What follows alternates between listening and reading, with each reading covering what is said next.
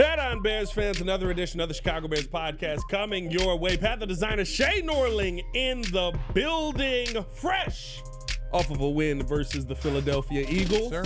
Hell of a coaching performance. Listen, I'm not going to take the cheat. Phenomenal coaching Go ahead and performance. put it out there. I'm not going to take it. Phenomenal coaching performance. Also, fresh off of a Rams loss, which is best game of the weekend. Also, most shocking outcome of the weekend. I wasn't shocked. Were you in on Panthers beating the Rams? No, I didn't bet them. One? But shameless plug, Pick a Side podcast. You can go find me saying Tyler wouldn't stun me if we woke up on Monday and the Panthers beat the Rams. Nothing would shock me.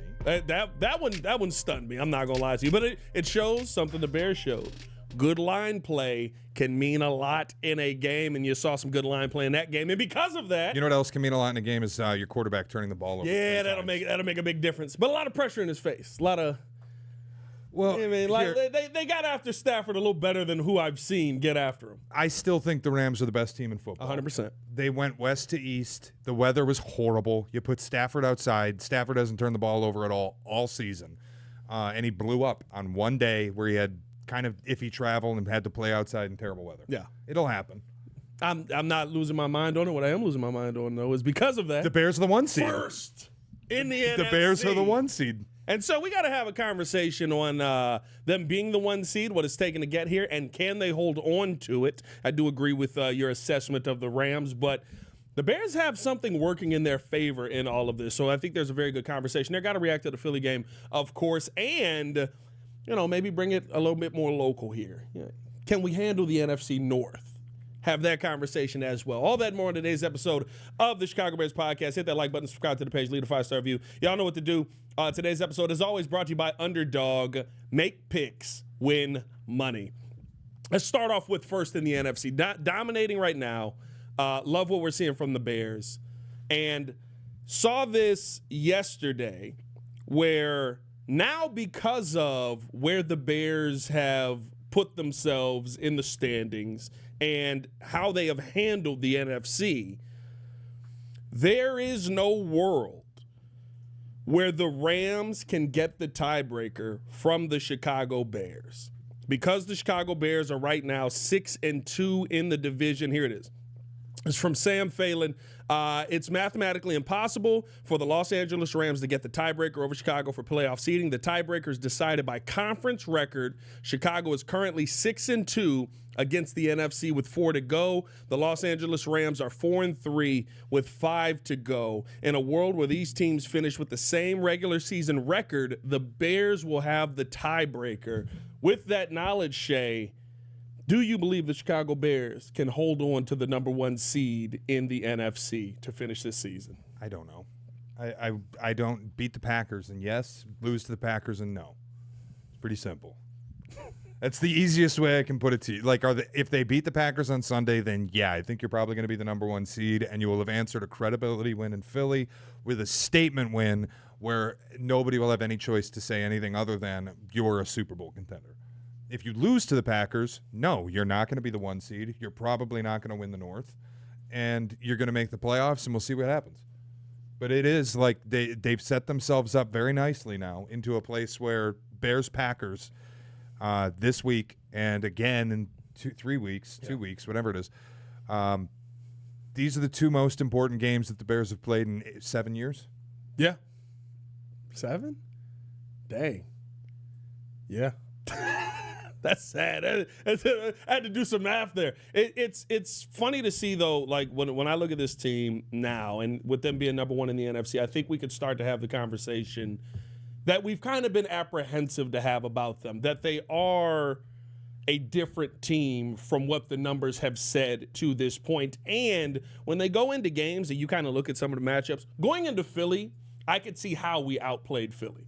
I could see how, right, we gave up less sacks than Philly did. We had more sacks than Philly had on the season. The Bears literally on paper and off paper were the better team. And we all went, but Philly.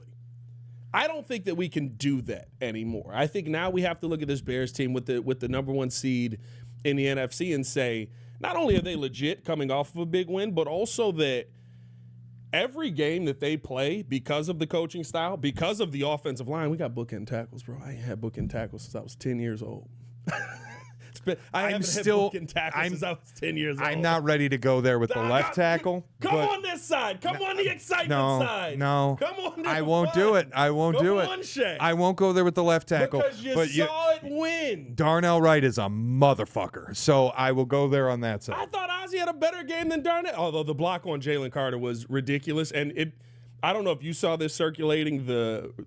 I remembered everybody tweeting this video of him from college. The reason we drafted Darnell Wright, it's the same play.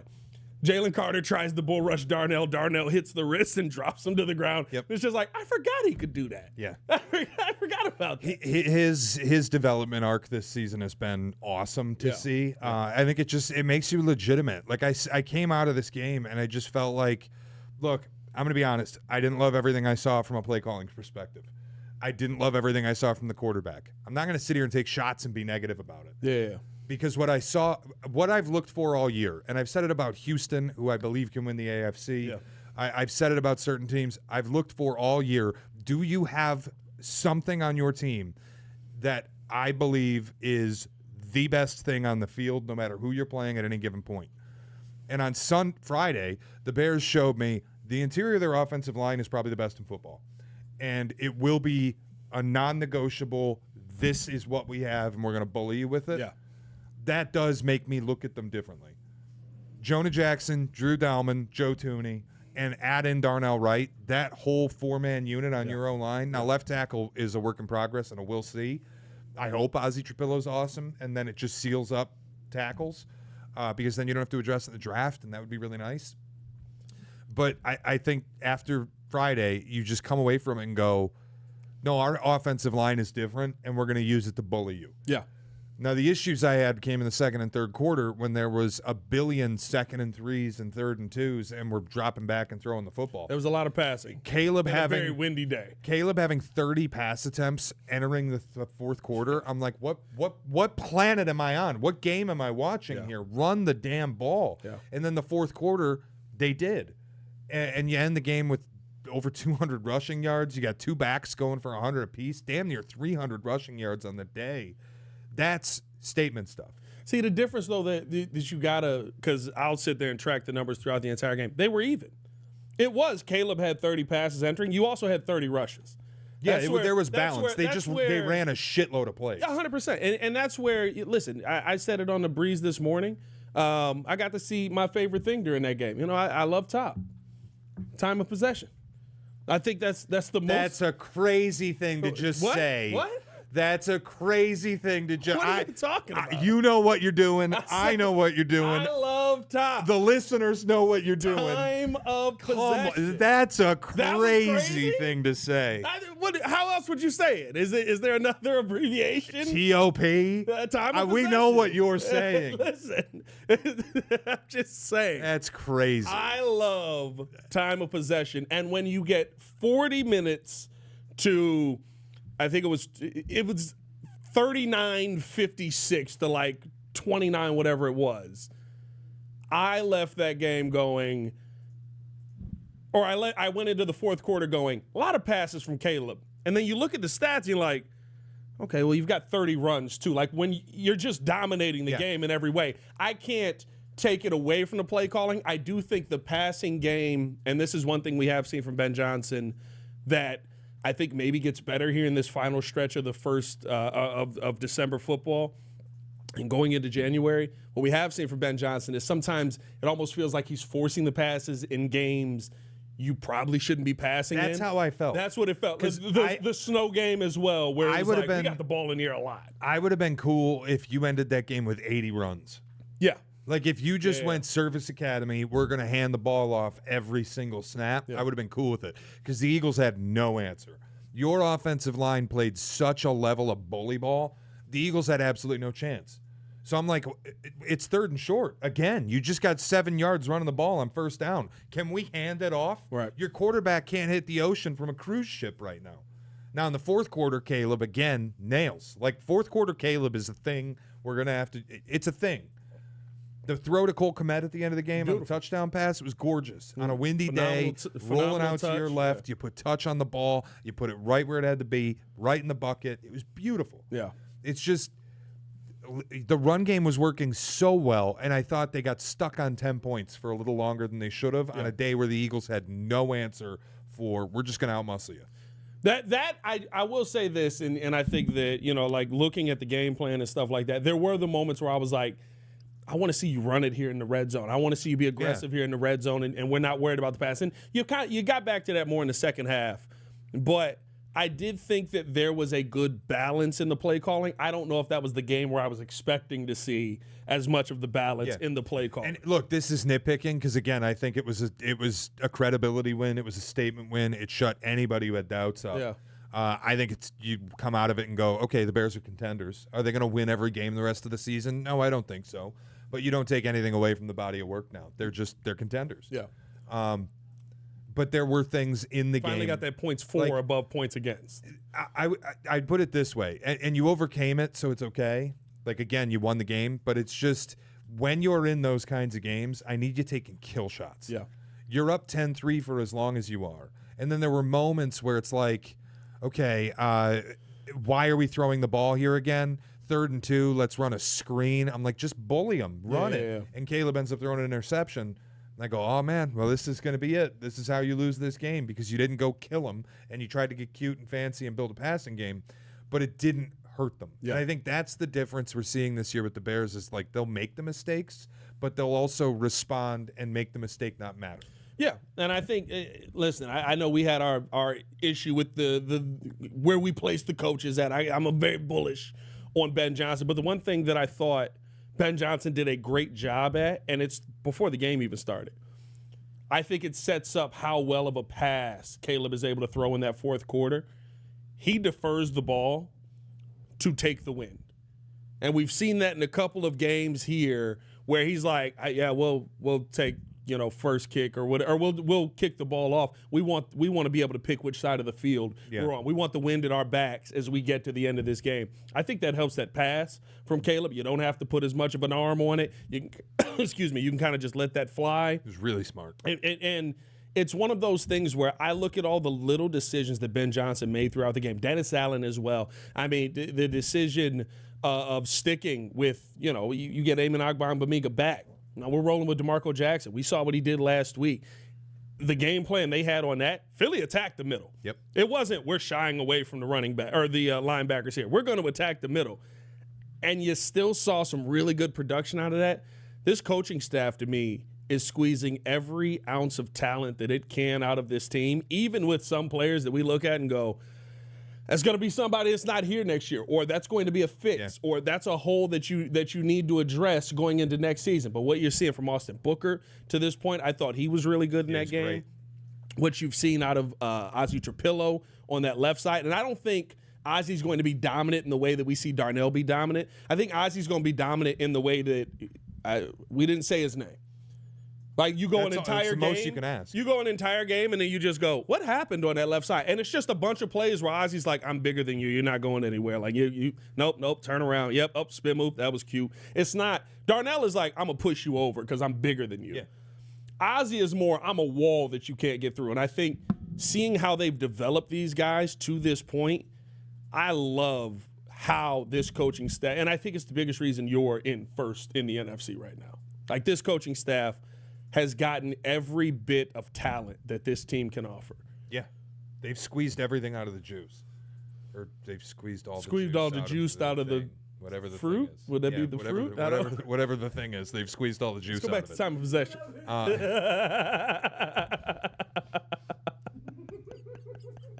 I will say, the one thing I love about this coaching staff is you can tell how much tape they watch and what they take from other, like, Nashawn Wright coming around the outside of the tush push to push the ball out was the Kayvon Thibodeau play against the Giants.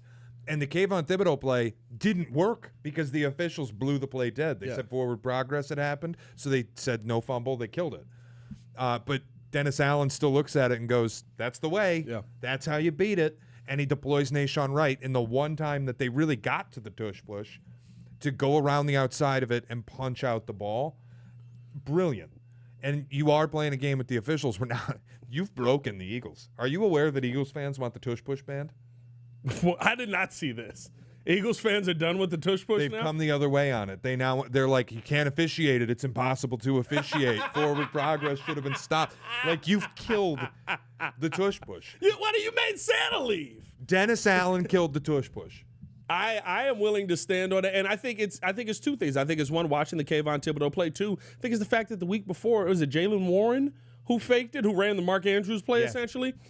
You had to have Nashawn Wright flare out a little wider because you're like, well, if he breaks, we need to have somebody over there not focused on this. Now all of a sudden he's got a free shot at Jalen Hurts and he pulls the ball out of there, which is hard to do. I don't know if people have seen like Jalen Hurts' grip strength and like his big time possession guy. But I don't know if you've seen like the workouts that he's done where like the bar's bending around his back as he does squats. That's crazy. But I don't know how else to say it.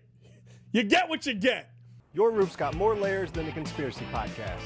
Is that a sandwich wrapper? Ah, yes. Vintage 1988. It really builds character. Avondale Roofing.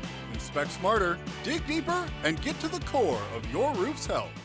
But to me, like what you saw in Sean Wright on that play was just it's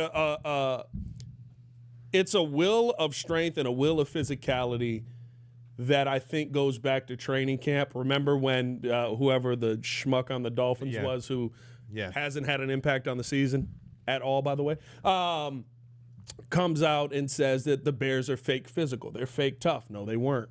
They were the tougher team that day. They ran one of the toughest practices that day. I can't even imagine what they're probably running in season at this point. Like, there's reasons that they're giving guys days off, the older guys on the roster, probably because you're asking them to do a ton. There's a reason all of these soft tissue injuries and stuff like that is popping up. The ask is much higher this year than what it has been in previous seasons, and I think it's why you're seeing how physical this Bears team can be.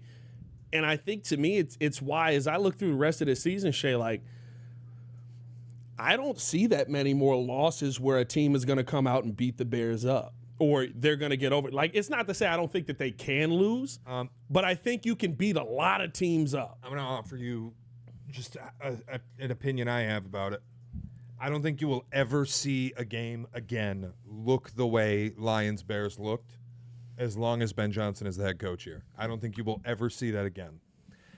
And I'm starting to wonder if losing the way they lost to the Lions was the best thing that could have happened to them. Because I remember after that game, the vibe being they weren't physical at all. Yeah. They played soft. There were questions. I remember listening in Detroit radio, and I think it was TJ Lang who said, you would have thought that a team with the head coach going back to where he came from would have gotten up for him. He's like, I think it's a little concerning that they didn't get up for him and that they let go of the rope and that they weren't physical.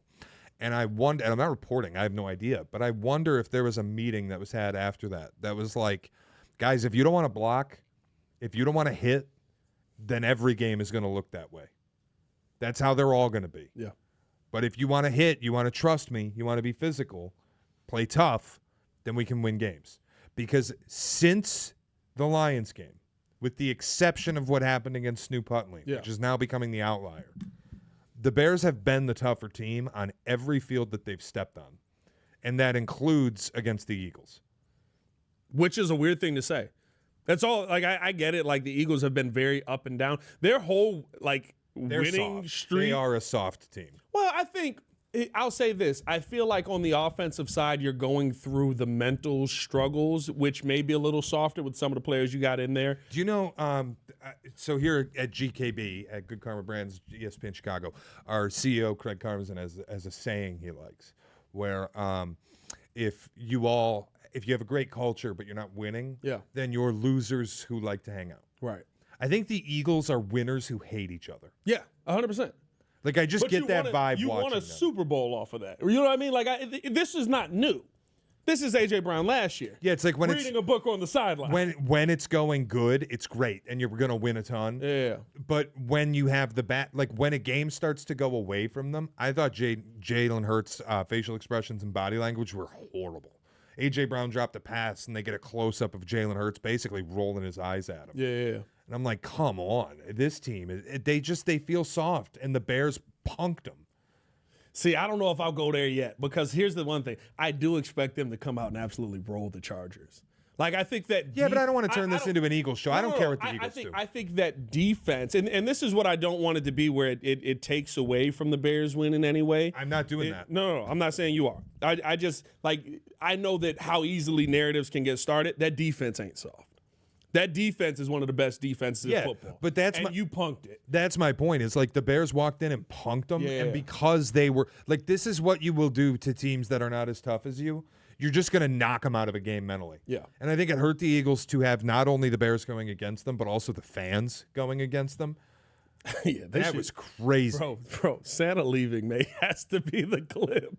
I don't know if you saw it on TV, just Santa walking up the stairs. Dude. Just done. Apparently he's on a diet as well. But like, it was just... First play, it was booze raining down. I'm like, holy mercy. Yeah. And Kevin Byard brought that up. He said, and I never thought about this, that you can get almost a competitive advantage because they will boo them during their play louder than like if your fans were there cheering.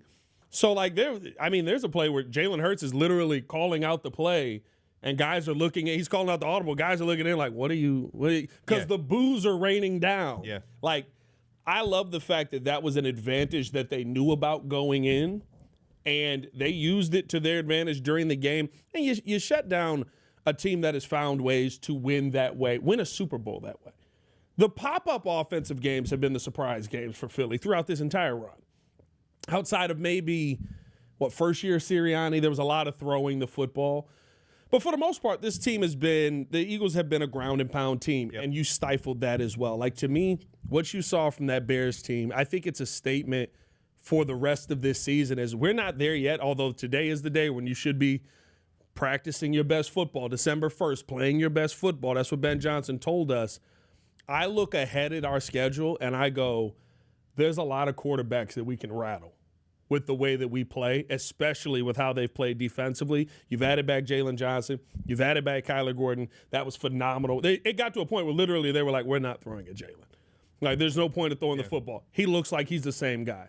Kyler Gordon getting back out there, being able to get around Jalen Hurts, definitely disrupted him. I look at that and I go, okay, can you do that versus Jordan Love? Yeah, I think you can. Can you do that versus Shedeur Sanders? God, but dude. I think you and I could do that against Shedeur Sanders. Shedeur got a long way to go. You know what I mean, it's new, and it's pretty clear they all hate him and he hates them.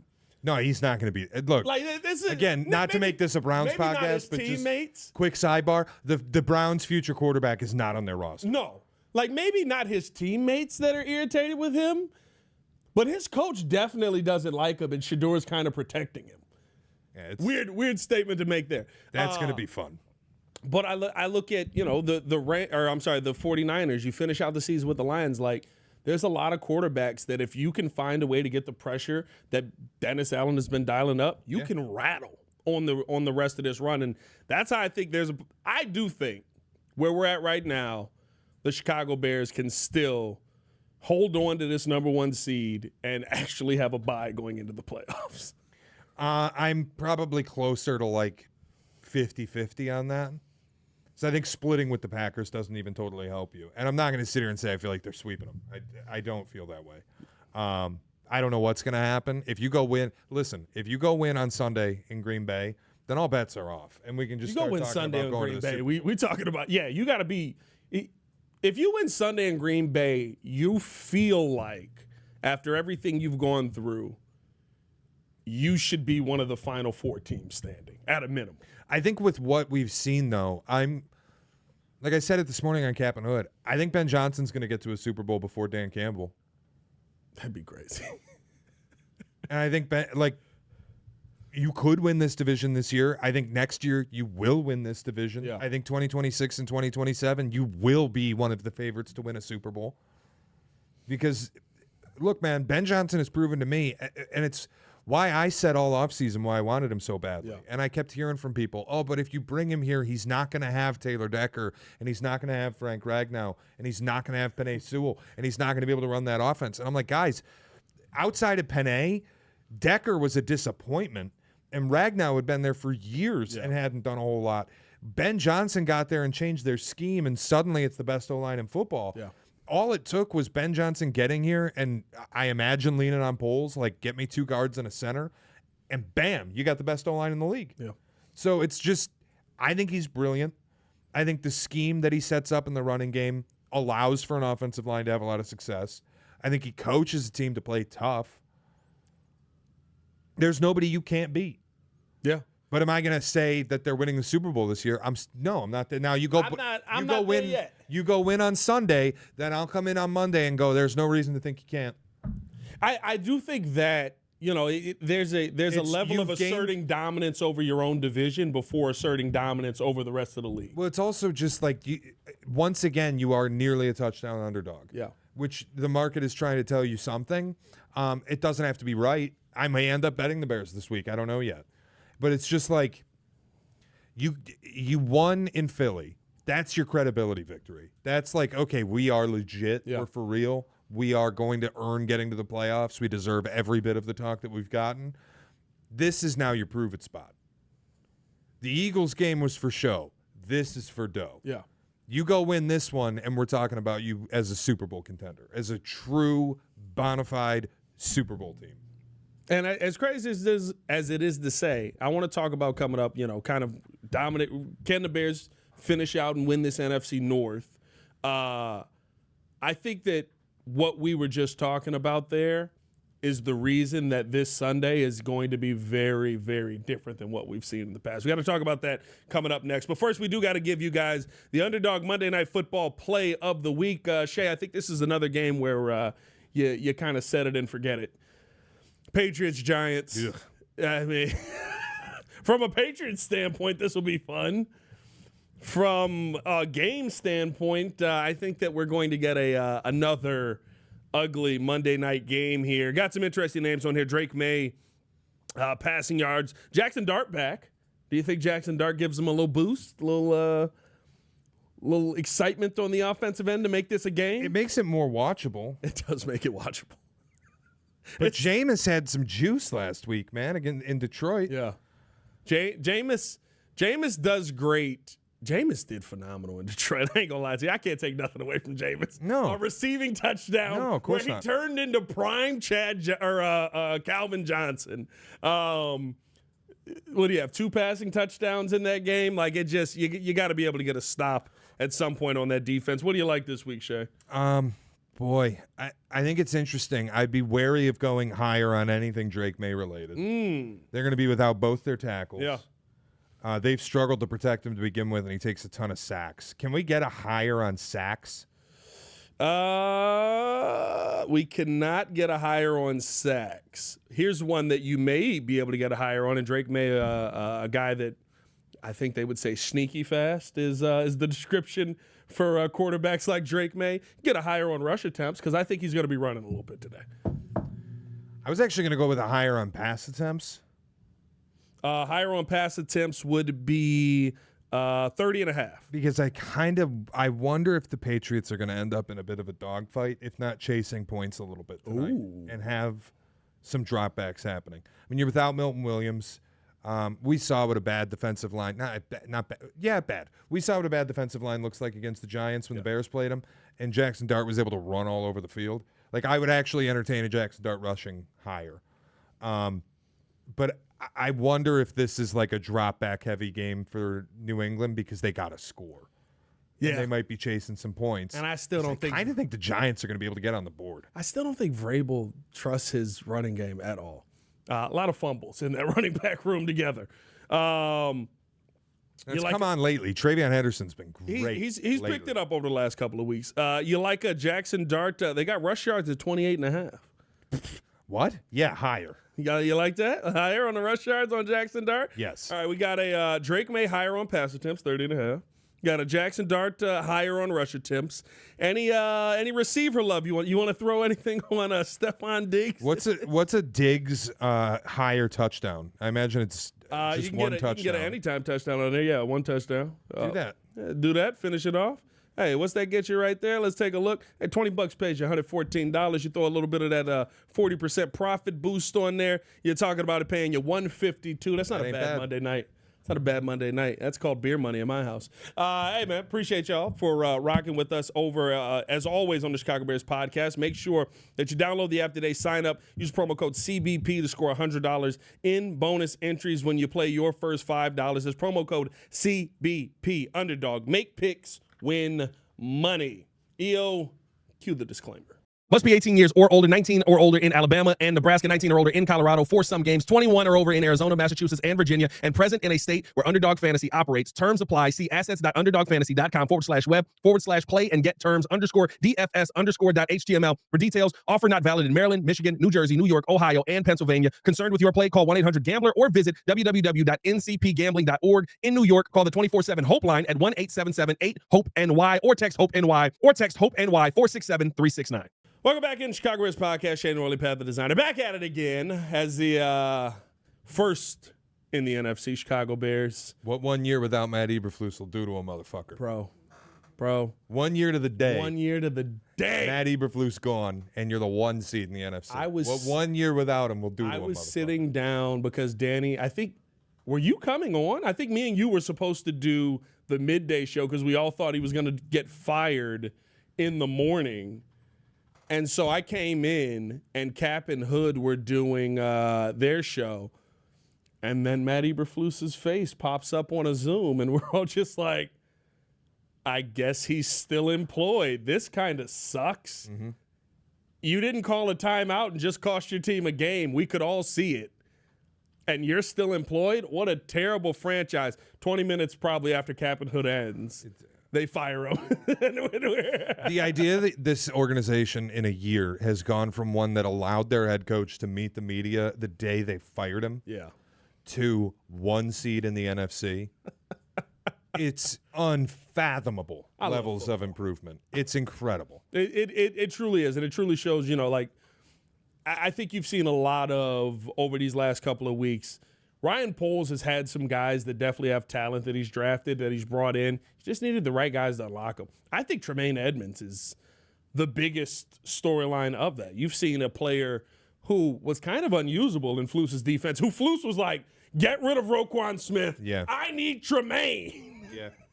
And he's been great. And he's been phenomenal this season with Dennis Allen at the helm. Won't have him for a few more weeks, but I will say this, Shea. Looking at now where the Bears are at, heading into this Green Bay game, I actually feel like this game is advantage Bears, and I've said this for a few weeks at this point.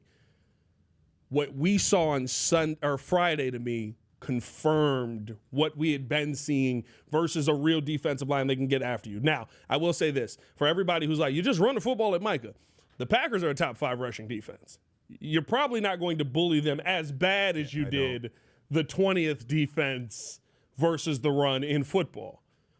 But what I will say is this. I think that going into this game, I wouldn't have said before advantage in the trenches to the Bears. I would almost say you've got an advantage on both sides. I really love how this interior of the offensive line is working. I think that is where the weaker part of the Packers defense is at this point, and you can attack that a little bit more. I think your tackles are figuring it out. Mike is going to beat Ozzie a couple of times. Like, it's okay to say. I would almost say, though, defensively, give me the Bears D-line and what we saw the other day versus this Packer O-line. I think there's going to be a lot of pressure on Jordan Love.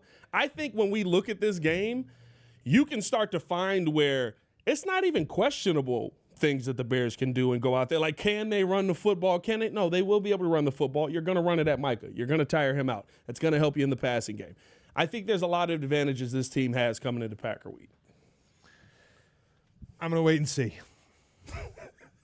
I've respected the Packers all year. I'm going to continue to respect the Packers. You had them as Super Bowl team, right? Yeah, I had them winning. I I had them winning the NFC North. No, I had the Rams. I always had the Rams in the NFC and going for the Super Bowl. Okay. I always had the Pack win in the NFC North. I've never wavered on that. Yeah. It's just how I feel about it, and I'm just shooting you straight. I'm rooting for the Bears. Yeah. I would like the Bears to go into Lambeau and win the game. I'm not ready to say that they have advantages. Go show me. Go prove it. Because, dude, Micah last week against Detroit on Thanksgiving, whew, he's heating up. Yeah. I mean, it's like he's starting to come into his own. And it showed you that was the perfect juxtaposition of like what a really good pass rusher looks like versus what one of the greats looks like. Yes. Because Micah on Detroit's final drive went through a chip and then a solo block and then sacked Jared Goff. Yeah. And he was like a warhead. Yeah. Flying through the middle of the defense. And then you watch the replay and go, wait, he got blocked twice? Yeah. And he got to Goff that quickly and killed him? Detroit settles for a field goal. Detroit then playing defense. Aiden gets hit with a chip and bounces about 4 yards off the line of scrimmage. I'm like, that's two $50 million pass rushers. Yeah. One good, one is one of the greats. Yeah. So like I'm gonna wait and see what it looks like on Sunday before I say anybody's got an advantage over the Packers on an offensive line standpoint. Here's Micah's insane. Here's the tough part that I think that I look at with that game. They were probably 3 drives in. I was like, a lot of passes, Dan. Yeah, he's like you're not coaching, you're not play calling this to the defense that you're playing on the other side. The answer for Micah has clearly been run the football, be able to, create some things. They couldn't because their offensive line is in a little bit more of a shambles, which the Ragnarsson, whoa. Yeah, unretires just to be unhealthy. Gone. Yeah, they have an offensive line problem. But again, it's like they just locked up Jahmyr Gibbs. Yeah. So I'm not going to sit here. Like, I think this Bears run game travels. I do think it's the best ground attack in football. But I also think this is a great strength-on-strength matchup where the Packers shut down the run. So now you got to go figure out how to counter that. I'm really excited to watch it. I think it's like one of the best games of the week, one of the best games of the year. I can't wait to sit down and watch it. Yeah. This one to me is I think it's I'm okay saying it. I think it's less. This is the re-spark of the rivalry. I'll say it this way, because you're saying we've got advantages on both sides of the ball. I don't know that that's true, but I don't think you're disadvantaged on either side of the ball. You think it's more of a stalemate. It's which is 50-50 where who comes out tougher. Like, I think you've got strength on strength with your offensive line against their defensive line. And I think you kind of have week on week with their O-line against your D-line, where I think this all is going to play like this is going to be a grudge match. And I can't wait to watch it. The biggest thing that scares me is Toyota-thon Jordan Love. Yeah, I think the schedule makers may have fucked us here, Pat. It is that because time. they gave us 2 games with the Packers, and they're both in Toyota-thon. That is when Jordan Love usually cooks the most. Dude, Toyota-thon started, and he goes to Ford Field, and he's got 4 touchdowns, no picks. I'm like, this fucking guy. Every time Toyota is offering cars at below sticker rate, he is going nuts. He's just, that's because he wants to get the trucks for the O-line. He's like, we got to get all these guys in here. It made me re-understand every year. Because I always tell you, I'm like, I see the stats on Jordan Love, and I'm like, how come I turn my TV on and you look like shit? If the stats say you're so good, why do my eyeballs say you stink? You see Toyota-thon every year. Now I'm watching him play during Toyota-thon, and I'm like, oh, no shit. Yeah. The deep ball he threw to Christian Watson, I'm like, what? Where has that been all year? Beautiful. And I think here's the thing for me with the Packers. It is a case of which Jordan Love shows up. And if you get Toyota-thon Jordan Love, we may, right, like that's a tougher game. But you're also a team that has been completely advantageous at every turn. And he's prone to giving the football Jordan Love will give, and I think, here's the thing, right, because the numbers, whenever I say this, Packers fans always go, he only has these interceptions. And it's like, 5 on the year. Not a bad year. Here's what those 5 usually are, though. All right, we need Jordan to go down the field. We need him to get the job done here. Yeah. We can win the game if we just get in the field goal. There it goes. And it's always Like, it's always that. it's also never like an like it's never a tip ball at the line. No. It's never a ball that bounces off It's somebody's a throw helmet. into quadruple coverage. It's always the dumbest throw you've ever seen in your life, and it's always backbreaking. Yeah. It's so Brett Favre because it's always a big moment, and it's always gunslinging dumb, and it breaks your back in the game. It's a game-wrecking turnover every time. I have always said I think Jordan Love is like a modern-day Brett Favre. He's more efficient. He's not going to turn the ball over as much. But when you talk about him and Justin Herbert, to me, are like the two guys in the league that are like following in the footsteps of predecessors. Were you like Brett Favre and Phillip Rivers? How many times have we seen those two give you a game-breaking turnover where you just go, we could have had it if you just threw it to the running back 2 yards in front of you with 70 yards of space. Instead, you tried to chuck it down the field to the guy who's double covered because everyone knows he's the biggest threat. I do look at this game, though, and Jordan Love, all of that aside, I go back to the coaching matchup. LaFleur going up against Ben Johnson. First time they've matched up. A lot of trash talk between these two. And Ben Johnson, Really? like, unprompted trash. Really just a one-way street. Nah, LaFleur got back at him. LaFleur got back at him once he heard it. LaFleur was like, I don't even know why he's saying that. It's not like LaFleur talks shit. He's just like, what is he saying Well, that for? there's been a little bit during the season where he's like, we see what he's doing. We see But again, it started with Ben, 100%. This would also lean to me being a little more hesitant and saying I think the Bears are going up there and winning, and I may get there by the end of the week, but there is a little bit of, is LaFleur going to try to break a foot off in this guy's ass? 100%. But what I love about this is for the first time we're going into this matchup since LaFleur has been there, and we've got a coach that cares about it. Yeah, this is like that means so much to me. This is what you want this game to be. Yes. That it's like both sides really, you can feel like there's true hatred. Yeah. Both sides want to win it badly. Yeah. Like LaFleur might be entering this, I'm going to show Ben Johnson wants to talk shit on me? Yeah. Hold on a minute. And Ben Johnson obviously is going to enter this like, I said what I fucking said. Yeah. I'm coming for your head. And both sides That's what it need should to win. be. Both sides need to win. I mean, you lose this game. Whoever loses this game, you drop back a long way. You go from, Bears will go from 1 to 4. I think. 1 to 5. 1 to 5. Packers go from where the Packers at now? They're 5 right now. They're 5 right now to, if they lose this game, are they out? No. They're 8. They'd be 8. I think they'd stay. No, I think they'd stay right. It depends what the Lions do. But even then, they have the tiebreak over the Lions. I think they'd probably stay at 5. I have to look at the standings. The NFC is so muddled up. It's muddled in the middle, and I think like this is. I'll say this: whoever comes out of this game with the win, I think if the Packers do, you kind of look at your prediction and go, they win the NFC. They're going to be a dangerous team in the playoffs. So Packers are at 6 because the Seahawks. They probably fall to 7, but they have the tiebreak over everybody, so they won't fall further than 7. The Packers, like the biggest thing I look at still is playoff odds have the Packers at like better than the Bears at like 98%, and the Bears are at 77. So you just go, okay, then we figured out if you lose to the Packers, not only is winning the division in question, making the playoffs is in question. Yeah. For the Packers, if they lose this game, they're probably fine. They just can't lose the second one. Who would that match them up against if they're 7? I'd match them up against us, right? No, because we're 1 right now. That would match them up against the Rams. Good night. No, I'm not gonna lie to you. You need to win. Yeah, the Packers. You need to win. No, and especially knowing, right? Like the Packers could jump to 1. Like if the Rams lose this weekend, this could be so consequential that the Packers win. They're the 1 seed. No, 100%. And that's what I mean. Like, I think this game has so much meaning, and Ben Johnson has understood the meaning around every game to this point and hasn't underestimated it. I love the fact that he went into that Minnesota game and he's like, listen, I know like people are saying this should be a cakewalk. It's a divisional game. This is a tough game. I don't expect Bears-Packers this year to be a 55 to 30 game, like, or whatever it is. I think you're going to live in this world where what you saw versus Minnesota is probably what you're going to see here in Bears-Packers, because it's going to come down to who can beat the crap out of each other more. And that feels advantage Bears right now. I just can't wait to watch it. I'm so excited. I'm so I excited love about Packer this. Week. It doesn't matter the season. And here's the biggest question. Can the Bears beat the Packers? Bears have an opportunity to beat the Packers 3 times. in 2025 alone.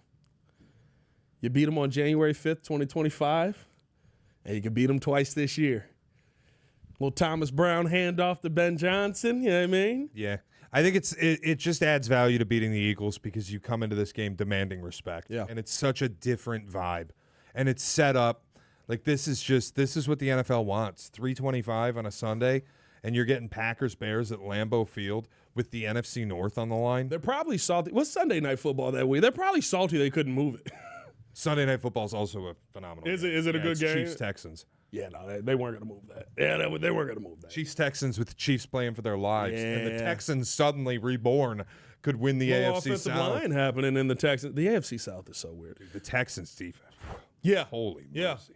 Yeah.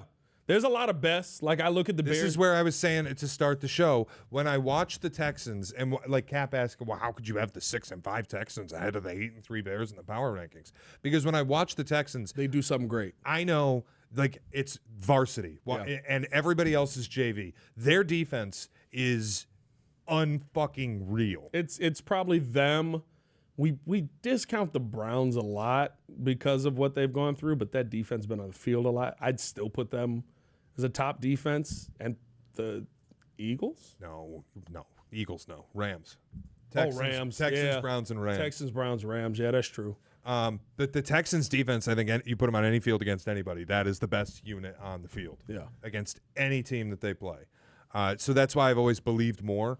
Now, and again, that's where the Bears showed me, okay, your offensive I was line. going to say, is it time to say that about the Bears O-line? Do the Bears have the best O-line in football right now? Yes. And that's where you now have a non-negotiable that demands respect. And I know you have the best offensive line in any game that you play. Yeah. Then you can win any game that you play. And nobody's going to be licking their chops to play against you because they know we got to run through fucking hell. I think that's why also I feel so confident. It's probably the biggest reason. Ben Johnson and the O-line. I watched what this offense. Now, again, Micah Parsons was not on the team last year, but I watched what a great offensive line did versus the Packers. And the biggest weapon they had was Kenny Clark. Kenny Clark's not there anymore. Like, now the interior of that line, the interior of our line, give me advantage Bears on that. Can we be real for a minute? Kenny Clark kind of stunk last year. Kenny Clark got moved around. He kind of stunk last year. It was a little bit. And then Jarrah got him, and Jarrah's like, you know what? Actually, this guy's not all that good. I'm gonna go grab Quinn Williams. Matt Eberflus was sitting there just like, I thought Kenny Clark was a player. What's the latest on Wyatt? I don't know if we've gotten an update on him, have we? Either way, though, like Wyatt expected to miss rest of the season with the ankle injury. Oh. So without Devontae Wow. Wyatt, that does change when things. did that come out? It was a couple days ago. I knew he got hurt he got carted off the field against I the knew Lions. he got carted off, but I didn't know that he was gone. Out for the year. That makes it that interior of that line susceptible. That interior of that that line changes is the way susceptible. that you look at the Packers D-line. Absolutely. And it gives me Well, it's a little bit of like having Devontae Wyatt clog in the middle. Now, they kept like 7 defensive tackles. Yeah. So this is where having as many tackles on the roster as they had pays off a little bit. But you lose Devontae Wyatt clog in the middle. I'll use the Browns as an example. Because a lot of people come after me. Oh, you wanted Mason Graham so much. Well, what's Mason Graham done? a problem. If you watch Cleveland, it is not it's not a coincidence that Micah Parsons might break the sack record in the same season where Mason Graham was added to his D-line. Yeah. Mason Graham attracts so much attention in the middle that it's allowing Myles Garrett to do what he has to do. I say that to say having Devontae Wyatt in the middle of the Packer defense allows Rashawn Gary and Micah Parsons to operate more unfettered. Yes. So without Wyatt, if you're able to give more attention to Gary and Parsons, you do neutralize a little bit of this. And to me, I think Micah Parsons is the kind of back. I was talking about this morning. There's 2 kind of defensive linemen you play the rest of the season. You got Micah Parsons, who phenomenal pass rusher, maybe one of the best pass rushers or top 5 pass rushers we've ever seen. He's susceptible to the run. You run right at him. You pound the rock directly in his direction, and you try to dominate the top. You know what I mean? That time of possession. Myles Garrett, you don't run his direction. You do everything you do versus Myles Garrett, you go the other way. He's great in the run. He's great in the pass. He probably could play running back if he wanted to. Like, Myles Garrett's one of the greatest football players we ever seen. I'll be honest with you. I'm more confident that we will find a way to win versus the Packers than that we will beat Myles Garrett and the Browns because of how much of a running team we've been. Come on. No, it's insane. There's always got to be one thing. There's always got to be one thing where I'm like, come on. You're beating the Browns. You're probably beating the Browns. We're beating the Browns. Sure. I said I'm more confident that we'll beat the Packers than that we'll beat the Browns. I am not. I am more confident that we'll beat the Packers. I am not. We'll beat the Browns. You'd be like a touchdown favorite against the Browns. Yeah. We were the touchdown underdog versus the Eagles. I understand, but you gotta. You know what I mean? Hey, there's always that one win. There's God always. bless. I'm not gonna get in a fight with you. No. God bless. There's always that one loss in a season where you go, yeah, that was a bad one. Yeah, I'm not even. Hang your hat. I'm not even sitting here and saying I'm confident they'll beat the Browns, but I am way more confident they'll beat the Browns than they will the Packers. I think you have more respect for the Packers than I have all season. I've looked at the Packers and said, you're an up and down team that's been more up than down. More down than up. No, more. I think they've been more up than down. Okay. They got 8 wins on the season. You know, they've been more up than down. But I think it's one of those things where you've had advantage or you've overcome the disadvantage. I think you have haterade in your system a little bit. 100%. Yeah. But that has nothing to do with this. Like, advantage bears for me in the run game. I do think that's where they win. It's not shock. That's where the Packers' biggest. Packers don't get any explosive runs. They get like Josh Jacobs is good, but he hasn't been explosive. Right. He's getting very little in the 10+ carries department. But I think with that, 10+ yards. I think with that, being able to slow that down defensively, and the Bears have not been great at stopping the run entirely, but they did a great job last week, and you're starting to figure some things out. I like that. Granted, the Eagles haven't run on anybody. The Eagles, yeah. I don't know what's happened to Saquon. It's the same thing. Eagles. I'm gonna give you 3 teams. I think they're all the same. Eagles, Bills, Lions. Tell me how they're different. All 3 of them have regressing offensive lines, and all 3 of them are probably watching their windows close in real time. Yeah, I would say the Bills are probably different because they have a quarterback that kind of can just. They have a superhero. They have a superhero. Yes, I would say that they're different in that aspect. The other 2, I don't think that Jalen Hurts is a superhero. I think that Jalen Hurts is he's a fine quarterback. A good quarterback that if you have him well protected, he can dominate the day. If you don't, he won't. I'm with you on Detroit, and with Dan Campbell taking over the play calling.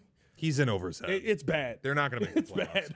He's in over his head. This is their 2023 Eagles year. You lost both coordinators. Your head coach is in a little too deep. Yeah.